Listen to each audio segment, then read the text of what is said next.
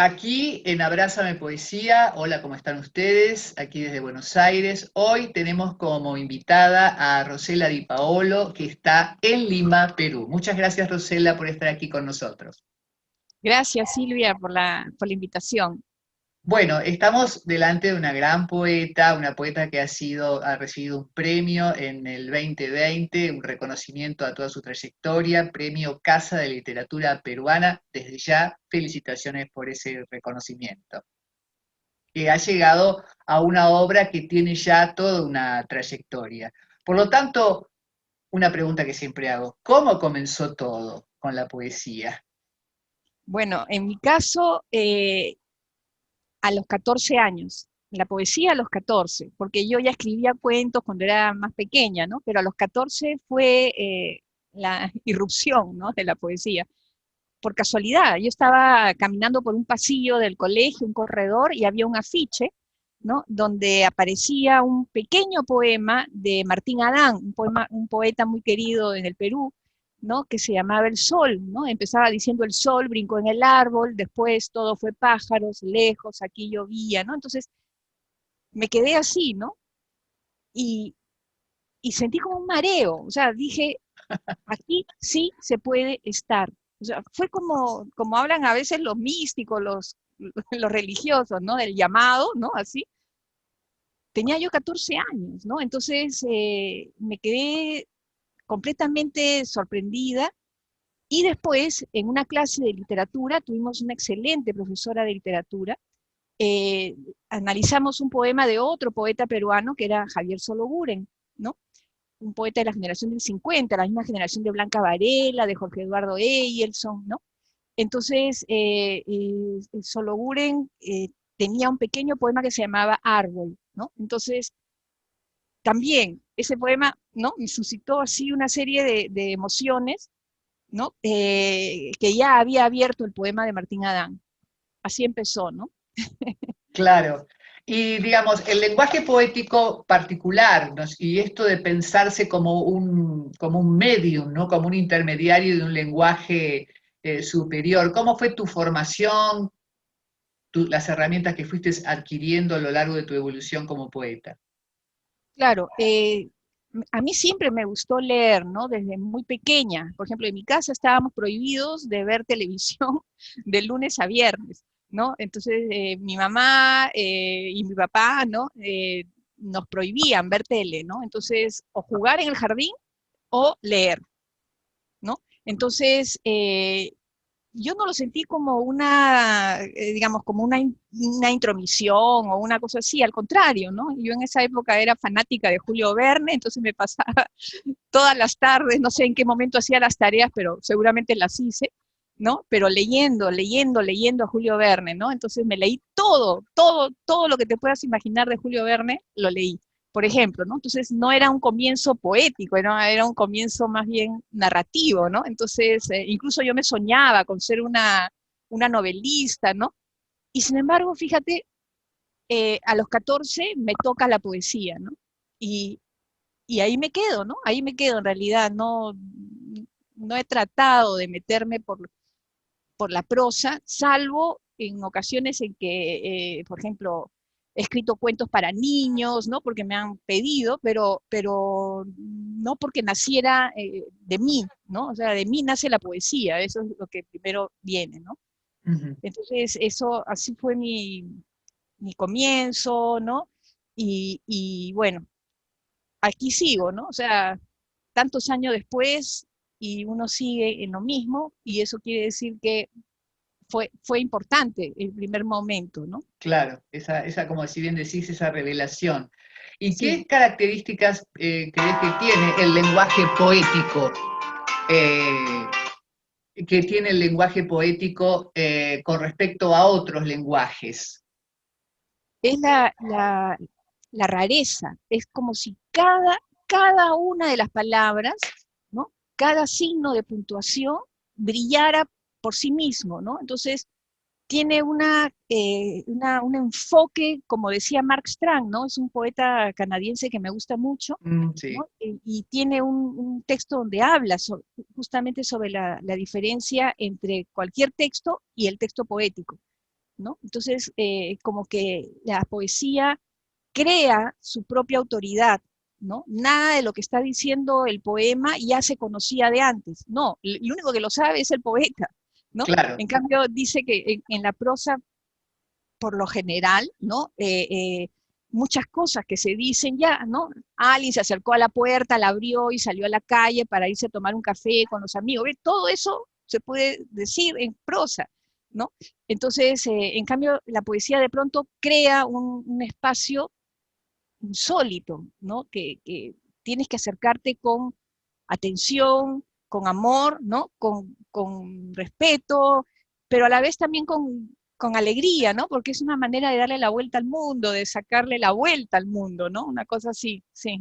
Claro, hay algo del humor también que me Sí, ha sí. parecido observar en tu poesía, que me parece un humor muy sutil, pero que enlaza con un estado emocional también importante para poder leer poesía. Porque como hablábamos un poco antes de este programa, el tema de la poesía y el temor a leer poesía, o la dificultad de leer poesía, ¿por qué crees que se ha montado ese prejuicio sobre la poesía? Precisamente porque es un poco más exigente, ¿no? Y en esta época, bueno, en todas las épocas, ¿no? La mayoría de gente no quiere ser exigida, ¿no? Quiere pasarla, no sé si en Argentina existe ese término, ¿no? Pasarla piola, ¿no? Así pasarla bien, ¿no? Y no cuestionarse tanto, ¿no? Entonces, pero la poesía te obliga a eso, te agarra de la nuca y te cuestionas, ¿no? Porque uno escribe no para crear un artefacto bonito o sentimental o lo que sea, ¿no? Uno escribe para indagar sobre uno mismo, para indagar sobre cuáles son nuestros puntos de quiebre, cuáles no solamente nuestros, sino también de la sociedad, ¿no? Entonces, es estar es como estar en un estado extraño, ¿no? Es como un estado alterado. Entonces, ¿no? ¿No? Entonces, ¿no? Como si uno tuviera fiebre, ¿no? Entonces, claro, ¿quién va a querer estar en ese estado, ¿no? Pero Claro. los poetas sabemos que ese estado es angustioso, pero también es placentero, ¿no? O sea, como tú bien decías también, ¿no? La poesía nos salva, la poesía nos acoge, ¿no? Ahí está. Exacto. Sí. ¿Cuándo considerás que un poema está terminado en tu obra? Decís, Ah, bueno, yo soy peleona con los poemas, ¿ah? O sea, no considero que estén terminados muy rápido. O sea, yo los miro, los reviso, los corrijo. La corrección es parte de la creación, la cosa es que no se note que ha sido muy corregido, ¿no? Entonces, hay personas que dicen, no, pero si uno corrige un poema, entonces no hay espontaneidad. Bueno, ¿y quién dice que la espontaneidad es un valor poético? ¿No? No lo es, ¿no? Entonces, siempre pongo el ejemplo de cuánto demoró Leonardo para pintar a la Mona Lisa, por ejemplo. Más fácil pintar un smile, ¿no? Tac, tac, dos ojitos, la boca y punto, ¿no? Pero ¿y qué trascendencia tiene eso? Una trascendencia comercial nomás, ¿no? Pero fíjate, ¿no? Toda la gente que prácticamente se arrodilla frente a la Mona Lisa, tantos siglos que ella está ahí colgada, ¿no? Entonces, eso es trabajo y a mí me encanta trabajar el poema. Mientras corrijo estoy toda chaposa, así como cuando recién se me ocurrieron los primeros versos, ¿no? Es parte del proceso, ¿no? Entonces, no, la cosa es que no se note que haya habido ese trabajo, ¿no? Que mantenga la frescura o el fuego inicial, si no, ¿para qué? ¿No? O sea, no, si no se muere, ¿no? Cuando claro. ya he visto que el poema está muy, muy manoseado, como se dice, muy trabajado, como que se calienta, ¿no? Entonces lo voto, porque ya, no es eso, ¿no? Tampoco. Comprendo. Bueno, la poesía también está atravesada por la época, ¿no? Entonces estamos pensando qué poesía que pensás está haciendo en este momento, fundamentalmente tal vez en los más jóvenes. ¿no? La gente de sub 40, sub 35, que tiene además un medio como es Internet, las redes sociales, para rápidamente dar a conocer su trabajo. ¿Qué has podido ver en estos últimos 10 años, diría, con respecto a esas expresiones poéticas contemporáneas? Eh, mm, mm, Hay buenas muestras de poesía, de acuerdo, sí, pero también hay un poco de ligereza, ¿no? La velocidad de poner un poema en las redes y esperar que te hagan el like, ¿no? Y que si no te hacen el like, te sientes muerto, ¿no? Entonces, eso no, pues, o sea, un poeta trabaja de su escritorio para adentro, ¿no? Su escritorio no es una ventana, así como la que tenemos en este momento, ¿no? Para que todo escribe un poema y mira, mira, ya está acá, y ni siquiera lo has corregido, ni siquiera sabes qué ha pasado en ese poema, ¿no? No vale, ¿no? Entonces, eso sí no me gusta, ¿no? A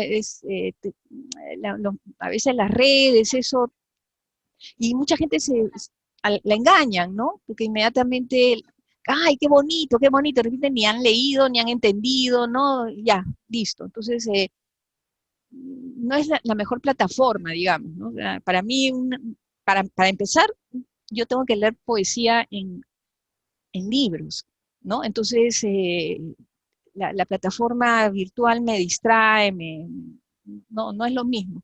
Ujú. Entonces, pero las nuevas generaciones sí se han acostumbrado a eso, ¿no? La ventaja es que ya ni siquiera tienen que pasar por un editor, ¿no? O sea, inmediatamente que escriben ya, uff, lo publican a todo el planeta, ¿no? Una pandemia de poemas, ¿no? Claro, sí, sí. Entonces, un poco ya no sé, se trivializa, ¿no? Algo de recogimiento, de trascendencia, de sagrado, Ujú. ¿no? Como decía Fernando de Cislo, un gran pintor peruano, ¿no? Si no hay algo sagrado en una obra de arte, entonces ¿para qué la hacemos? ¿No? Sí.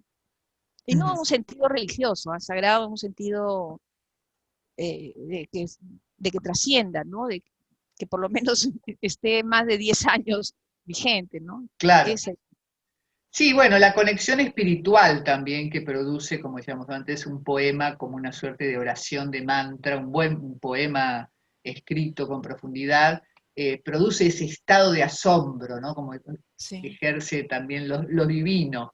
El Sí, pues asombro es... sí, tú habías mencionado, perdón, a Juan Ros, ¿no? A Ah, sí, Roberto Juan sí. Ros, y Juan Ros justamente tiene un texto muy bello donde explica que él tuvo una formación religiosa bastante fuerte, pero a la hora que esa formación, o sea, desaparece porque ya no es ya no era una persona creyente, como que ese espacio, ¿no? Ese espacio de meditación, de silencio, de ensimismamiento, lo toma la poesía.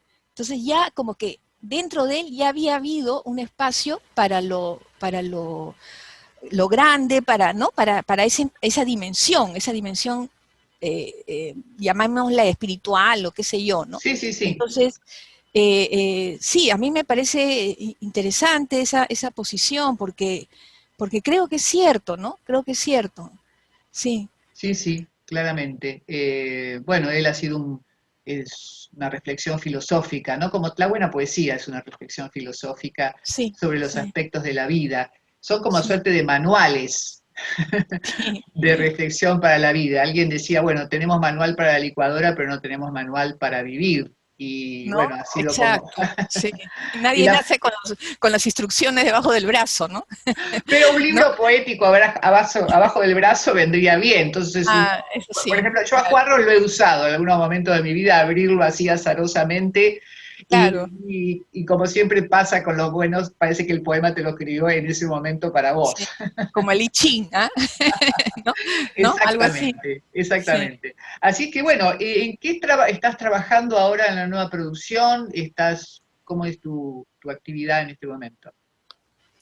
Sí, bueno, cuando nos encerraron a raíz de la pandemia, desde marzo del año pasado, o sea, ya ha pasado más de un año que Así estamos es. viviendo en cuarentena, claro, con salidas también, pero al comienzo fue feroz, o sea, no se salía de la casa, ¿no? Y eso para alguien que escribe o para alguien que pinta, es como un pequeño regalo, o sea, al margen de lo terrible que es, porque en realidad es terrible, ¿no? Abres el periódico, la cantidad de personas que se contagian, la cantidad de personas que mueren, la cantidad de personas que vivimos asustadas las 24 horas del día, no sabemos quién nos puede matar, ¿no? O sea, no sabemos qué persona, si no vas con la mascarilla, y aún así, ¿no? Uno tiene miedo, ¿no? Entonces, todo ese estado, además de gran silencio, porque ya los carros no circulaban, las ardillas podían caminar por la pista, ¿no? Entonces, yo veía todo por la ventana de mi escritorio o por las rejas de mi garaje, ¿no? Entonces, comencé a escribir de pronto, así, un montón de poemas pequeñitos que tenían que ver con esto del encierro, ¿no? Entonces, todavía no tengo el título, pero podría ser poemas clausurados, o sea, todavía no lo tengo. Además, yo suelo trabajar mucho tiempo un libro, y ya sé que muchos de esos poemas los voy a descartar definitivamente, pero fue como un diario, ¿no? Sin poner fechas, pero la idea era escribir todo lo que estaba ocurriendo, ¿no? Por mi barrio, e incluso relacionar cosas, ¿no? Incluso cosas que no solamente pasaban acá, ¿no?